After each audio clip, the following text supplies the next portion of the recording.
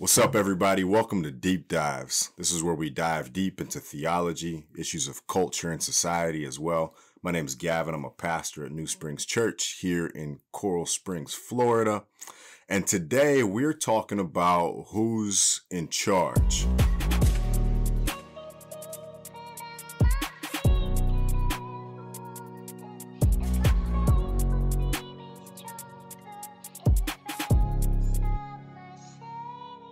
So many of you know I've been a basketball coach, a teacher, a pastor for some time, really a teacher and a coach for much longer than I've been a pastor. And I was just kind of thinking about some of those experiences the other day, many of them good, some of them not so good. And I remember one situation I stepped into where my idea was I really wanted to coach and be part of the community and kind of tie the relationship of my responsibilities with the church along with coaching basketball and be able to bridge those things together. That was my idea. And stepping into this particular situation, it was one of disorder. So I'd go to practice and uh, things were kind of disorganized. There weren't any specific drills that were ready to go. There wasn't a plan. The kids were honestly pretty disrespectful towards the guy who was the head coach, and it just lended itself to the question of who's in charge here. Seems like the kids are kind of running the show, or some days the coach is running the show, when really nobody is running the show because there's no clarity there. And you can imagine in an environment where you've got teenage children trying to play a sport without order and structure and authority and a clear hierarchy of who's in charge, that can get pretty chaotic pretty fast. And so the principle there, I think, is for anything. If we want to accomplish something, we've got to have a goal in mind. We've got to have accountability to that goal. And oftentimes in our institutions and structures, that means that somebody's got to be in charge.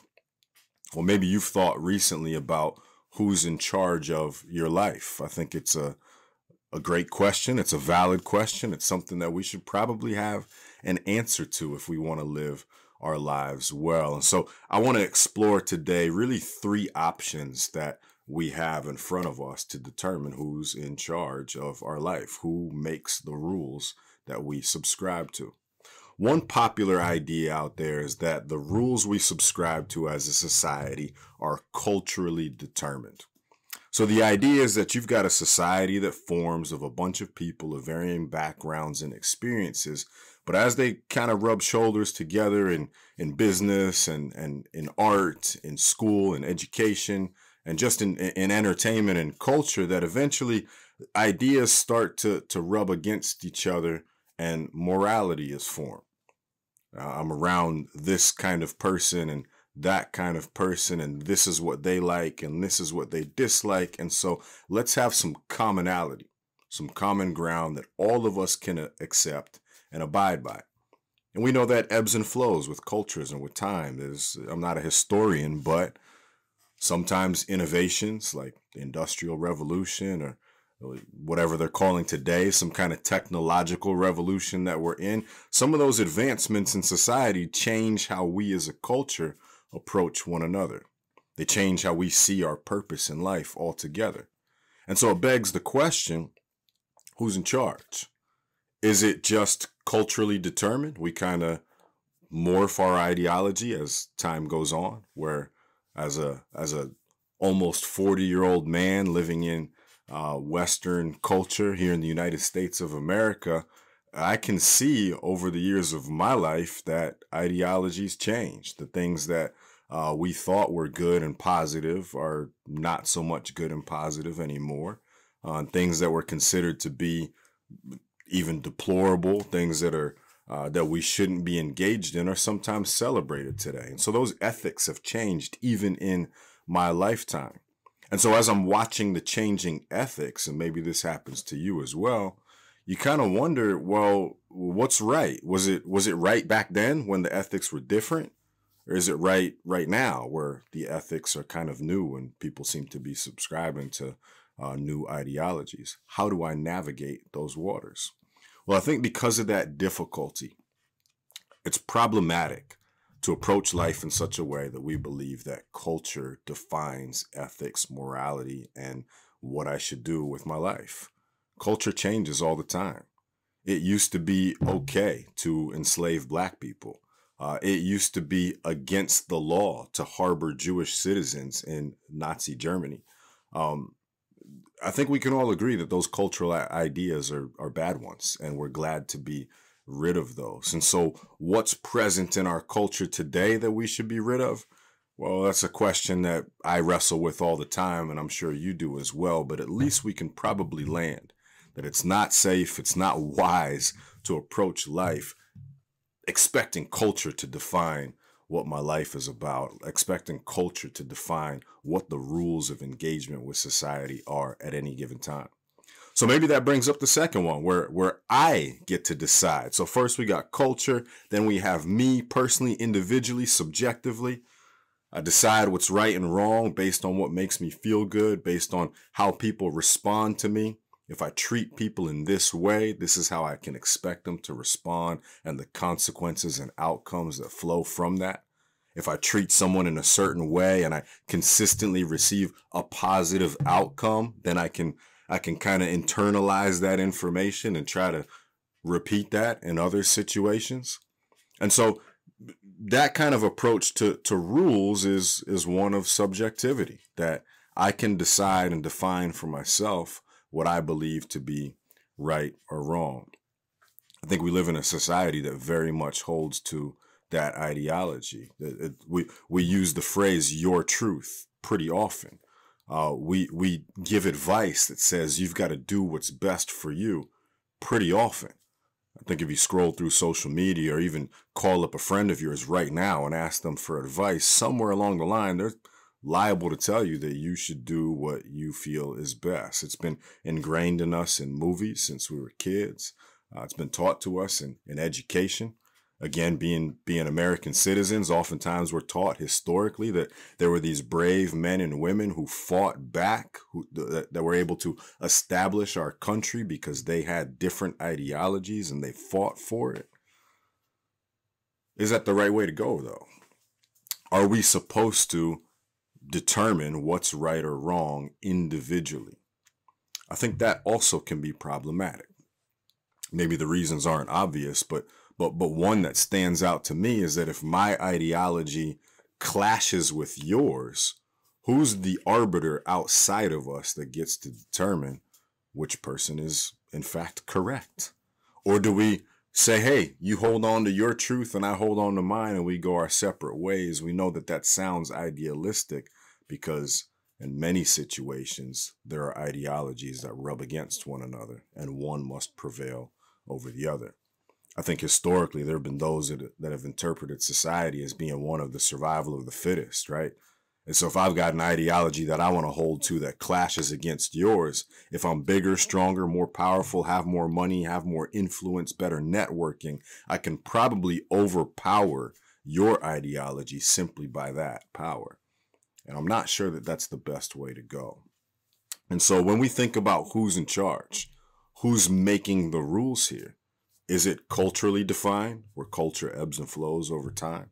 Is it individually defined, where our individual approaches to morality and ethics might clash with one another, leaving us to try and figure out who's the arbiter, who gets to decide between us?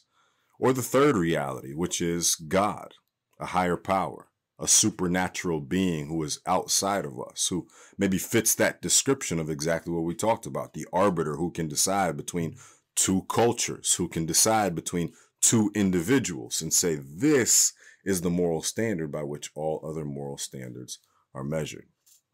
I think if we think about that just logically and practically, that's probably the reality that we live in, right? Society becomes inoperable if that's not true. Take Adolf Hitler again, for example, where you have a society like Nazi Germany that says that if you're harboring Jewish citizens, you can be fined or arrested or killed yourself for having done that. In the 18th century, where you have the Fugitive Slave Act, where if you're caught harboring a runaway slave, you could be fined, or if you were black, you could be killed yourself. Well, of course, we can stand and look at history and say that those things are wrong. But in that time period, how do I decide what's right or what's wrong? I believe that's got to be defined by a supernatural power that's outside of us, right? Again, you take Hitler, you take those who passed the fugitive slave laws. If their lives end and they simply determine morality for themselves, then what's the just punishment? Where does justice prevail in that regard? What about the victims, those who died at the hands of these evil approaches to the world? I think that really necessitates someone outside of this world, someone outside of our lives, someone outside of our subjectivity, who can, with power, with wisdom, with intelligence, with complete knowledge of all scenarios and possible outcomes, to decide. And that's how the Bible presents God, so that I can look at my culture and I can see the errors in it. Not because I'm wise, but because I interpret my culture through the lens of the Bible. Where I can look at another culture and see, man, some of those decisions that they're making are unwise. Not because I've come to that intellectually on my own, but because filtering through the Word of God helps me see objectively what's right and what's wrong. I can do that with my own soul. Things that I desire, that I want, that I'm trying to pursue with all my might, that it really feels like it would be right if I had that. I've got the perspective and the intellect and the wisdom of God to help me decide through that. See, going back to that example of the kids on the court playing basketball, we all know the objective is clear. Stop the other team from putting the ball in the hoop while we successfully put the ball in the hoop. There's a lot of ways to do that. Can shoot layups, can shoot mid-range jumpers, can back it up behind the three-point line and shoot those. With 5 guys on the court collectively, all 5 may have different ideas about how to do that well. And so what you end up having is chaos. Guy number 1 decides, man, well, I'm just going to try to get to the basket every time.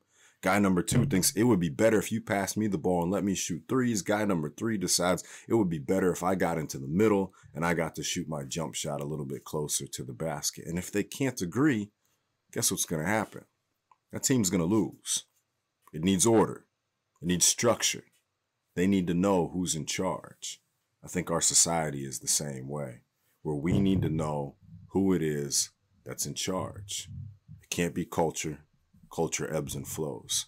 It can't be you as an individual. We didn't even get into the fact that of how much knowledge we lack on a day-to-day basis. The idea of thinking about how much I actually don't know is dumbfounding sometimes. But the idea that there's a God outside of us who knows all things, who chooses the right things, and can decide between difficult decisions for us, gives us the ability to trust in the Word of God as is. And so I hope, of course, that you would see the Bible as that. See it as this objective reality, this truth that I can look to, that I can go to for wisdom when I don't know what to do or how to decide what's right or wrong. And that's what we present the Bible as. And so I hope you'll journey with us through these deep dives. This is kind of the preview to the 10 Commandments, and we'll get into each one of these commandments in deep detail. And I hope you'll join us through that journey. So I hope this video blessed you. Take care, share it with somebody, and hope you learned something today. Peace.